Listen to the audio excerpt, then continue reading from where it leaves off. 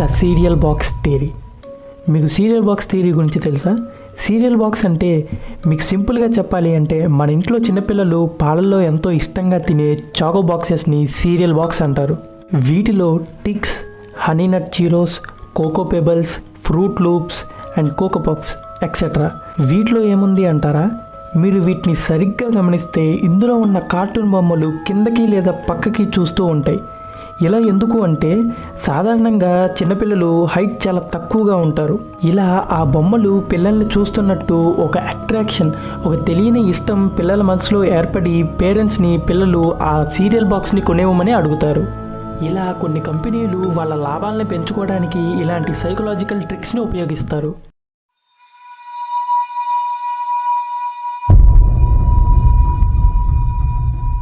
మీలో చాలామందికి monster energy drink తెలిసే ఉంటుంది. మీరు సరిగ్గా గమనిస్తే ఆ డ్రింక్ మీద ఎం లోగో ఉంటుంది. ఒక థియరీ ప్రకారం ఆ డ్రింక్ మీద ఉన్న లోగో ఎంలా ఉండదు. అది చూడటానికి ఏదో ఒక చిన్న గీత ఇలా అడ్డంగా వచ్చి నిలువుగా కిందకి వెళ్ళిపోయినట్టు అనిపిస్తుంది. నిజానికి దీనికి అర్థం ఉంది. అదే నెంబర్ 666. ఈ నెంబర్ కొంతమందికి తెలియకపోవచ్చు. ఇది ఒక సైతాన్ సంఖ్య. హీబ్రూ నెంబర్ ప్రకారం మీరు ఈ లోగోని చూస్తే లోగోలో ఉన్న 3 గీతలు నెంబర్ 6ని రిప్రజెంట్ చేస్తాయి. బైబిల్ ప్రకారం 666 అనే సంఖ్య సైతాన్ రాకని సూచిస్తుంది. అలాగే మాన్స్టర్ ఎనర్జీ అనే పేరులో ఓ అనే అక్షరాన్ని గమనిస్తే అందులో మీకు సిలువ కనిపిస్తుంది. సిలువ అనేది క్రిస్టియన్స్కి చాలా పవిత్రమైనది. కానీ మీరు మాన్స్టర్ ఎనర్జీ డ్రింక్ను తాగుతున్నప్పుడు ఆ సిలువ అనేది తలకిందులుగా కనిపిస్తుంది. ఇలా సిలువ అనేది తలకిందులుగా కనిపిస్తే ఆ సింబల్ని సైతాన్కి గుర్తుగా సూచిస్తారు. ఇది మీరు చాలా ఇంగ్లీష్ సినిమాల్లో చూసే ఉంటారు.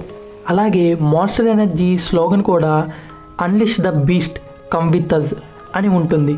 దీనికి అర్థం మృగాన్ని బయటికి తీసి మాతో రండి.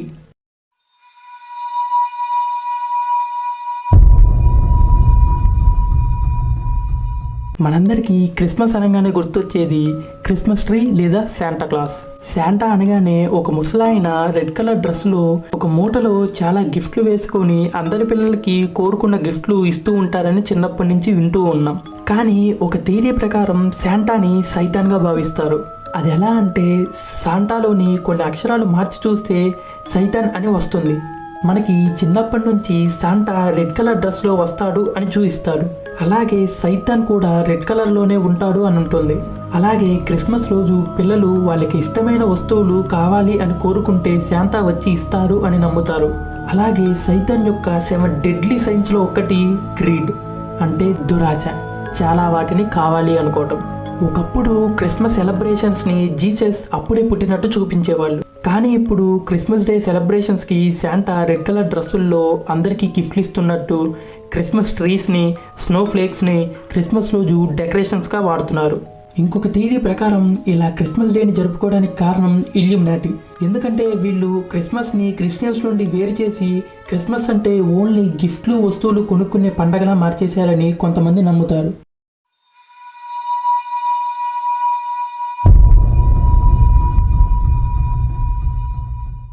ఈ థియరీ ప్రకారం అసలు నిజానికి ఒరిజినల్ ప్లానెట్ ఎర్త్ కాదంట, మార్స్ అంట. ఎందుకంటే మార్స్ మీద సైంటిస్టులు రీసెర్చ్ చేసినప్పుడు మన పీరియాడిక్ టేబుల్లో ఉన్న క్సీనాన్ అనే ఎలిమెంట్ మార్స్ పైన దొరికింది. ఇందులో ఏముందంటారా? అసలు ఈ క్సీనాన్ అనే ఎలిమెంట్ న్యూక్లియర్ ఎక్స్ప్లోజన్ తర్వాత మాత్రమే దొరుకుతుంది. అసలు థియరీకి వస్తే ఒకానొక టైంలో భూమి మీద ఎలాగైతే మనుషులు నివసిస్తున్నారో అలాగే మార్స్లో కూడా నివసించే వాళ్ళంట. కానీ వారి మీద వారే న్యూక్లియర్ వార్ఫేర్ చేసుకోవడం వల్ల మార్స్ ప్లానెట్ మొత్తం నాశనం అయిపోయింది. ఆ టైంలోనే కొంతమంది మనుషులు తప్పించుకొని పక్కనే ఉన్న భూమి మీదకి వచ్చి వారి జీవితాల్ని మళ్ళీ మొదటి నుంచి మొదలుపెట్టారు అని ఈ థియరీ చెబుతుంది. ఇది ఎంతవరకు నిజము అనేది ఎవరికీ తెలియదు.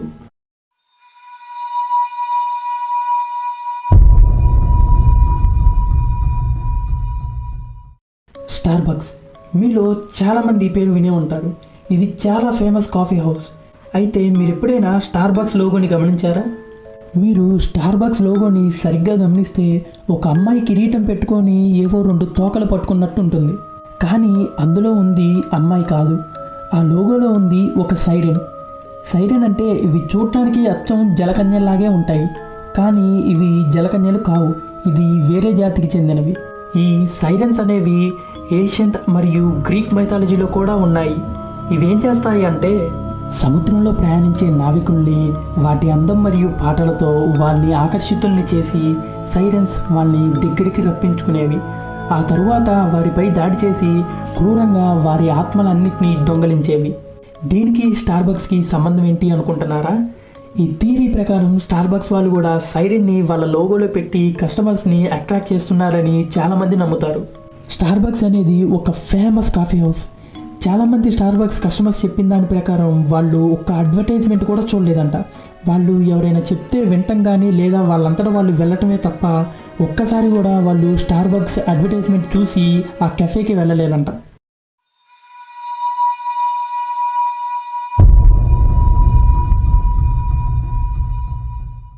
కోకోకోలా మనందరికీ ఈ బ్రాండ్ గురించి చాలా బాగా తెలుసు.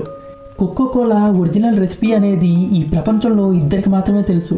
ఒకవేళ వారిద్దరిలో ఎవరైనా చనిపోతే ఆ సీక్రెట్ రెసిపీని కంపెనీలో ఉన్న వేరే వ్యక్తిని హైర్ చేసుకొని ఆ వ్యక్తికి ఈ సీక్రెట్ రెసిపీని చెప్పాలి. అయితే ఫ్యాక్ట్ ఇది కాదు. అసలు థియరీ ప్రకారం Coca Cola original recipe cocaine. Yes, మీరు విన్నది నిజమే.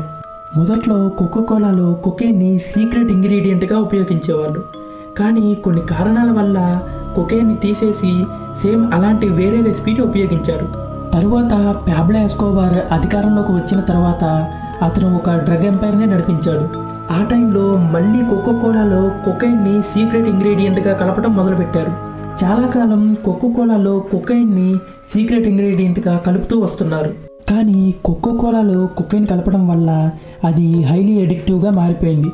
కొంతకాలానికి కొన్ని హెల్త్ రీజన్స్ వల్ల కోకోకోలాలో కొకైన్ కలపడం ఆపేశారు.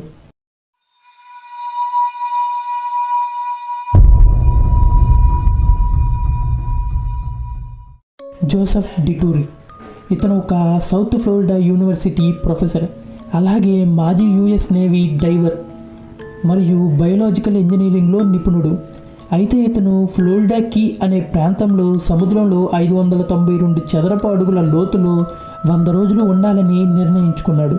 అలాగే ఉన్నాడు కూడా. అతను సముద్రం లోపలికి వెళ్లే ముందు కొంచెం టెన్షన్ పడ్డాడు. ఎందుకంటే భూమిపై ఉన్నట్టుగా సముద్రంలో సూర్యరశ్మి ఉండదు. గ్రావిటీ కూడా భూమి మీద కన్నా డిఫరెంట్గా ఉంటుంది. అంతేకాకుండా అతని ఇమ్యూన్ సిస్టమ్ బలహీనపడటం లేదా ఇతర సమస్యలు వస్తాయని భయపడ్డాడు. అందుకే అతను అక్కడ ఉన్నన్ని రోజులు వారానికి కొన్ని రోజులు ఎక్సర్సైజ్ చేయటం, అలాగే ప్రతిరోజు ఈత కొట్టడం లాంటివి చేశాడు. ఇలా అతను 100 రోజులు సముద్రంలో గడిపిన తర్వాత అతను తన వయస్సు కన్నా 10 సంవత్సరాలు యంగర్గా మారాడు. అతను ముందు ఉన్న దానికన్నా అతని stem cells and blood work అనేది చాలా మెరుగుపడింది.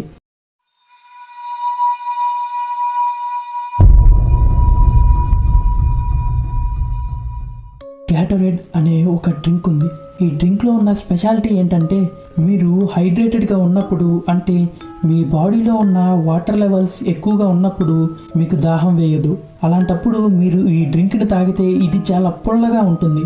మీరు ఎప్పుడైతే డీహైడ్రేట్ అవుతారో, అంటే చాలామంది జిమ్కి వెళ్ళి అక్కడ బాగా కష్టపడి వారిలో ఉన్న చెమట మొత్తాన్ని బయటికి తీసినప్పుడు వాళ్ళ బాడీలో వాటర్ లెవెల్స్ చాలా తక్కువగా ఉంటాయి. ఆ టైంలో ఈ గ్యాటరేడ్ అనే డ్రింక్ని తాగితే వాళ్ళకది చాలా తీయగా ఉంటుందంట. ఈ గ్యాటరేడ్ అనే డ్రింక్లో కంపెనీ వాళ్ళు కొన్ని సీక్రెట్ ఇంగ్రీడియంట్స్ కలపడం వల్ల ఇలాంటి వింత టేస్ట్ని ఇది జనాలకి ఇస్తుంది. మీలో ఎవరైనా దీన్ని టేస్ట్ చేయాలనుకుంటే ఇది పెద్ద కాస్ట్లీ ఏం కాదు.